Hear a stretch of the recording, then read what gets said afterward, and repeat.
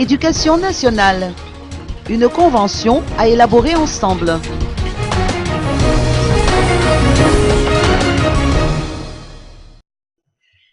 La Convention nationale de l'éducation se tiendra les 8, 9 et 10 octobre prochains. Ce rendez-vous devra permettre de recueillir l'avis de chacun sur les points à améliorer dans le système éducatif à Madagascar, avec pour objectif d'uniformiser le programme d'enseignement dans toute l'île. Paul Rabat, ministre de l'Éducation nationale, a livré des précisions sur cet événement. Je pense que chacun ici présent abonde dans ce sens. Si nous sommes réunis ici, c'est parce que nous sommes tous réellement convaincus que l'éducation constitue l'un des plus importants leviers du développement de l'individu, mais aussi de la nation. Et quelle éducation voulons-nous donner à nos enfants et à nos générations futures? Depuis l'indépendance de Madagascar, nous avons cette impression, vérifiée d'ailleurs par des chiffres et des statistiques, que l'éducation dans le pays se détériore d'année en année, malgré quelques épisodes de violence, comme en 2005 jusqu'en 2008.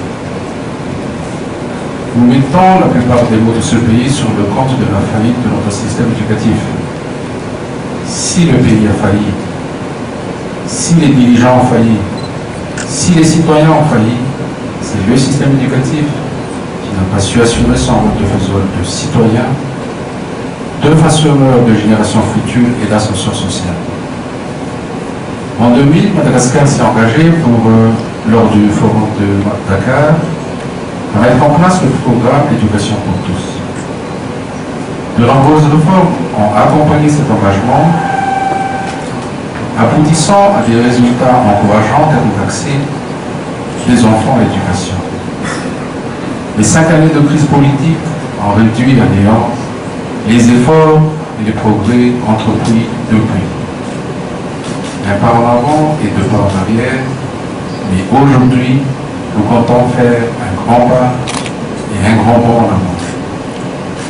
L'amélioration du secteur de l'éducation est une priorité maintes fois et fortement affirmée par le président de la République depuis le début de son mandat. Les défis sont énormes et de nombreux problèmes secouent aujourd'hui le système éducatif malgache en termes d'accès, en termes de qualité et de non-gouvernance.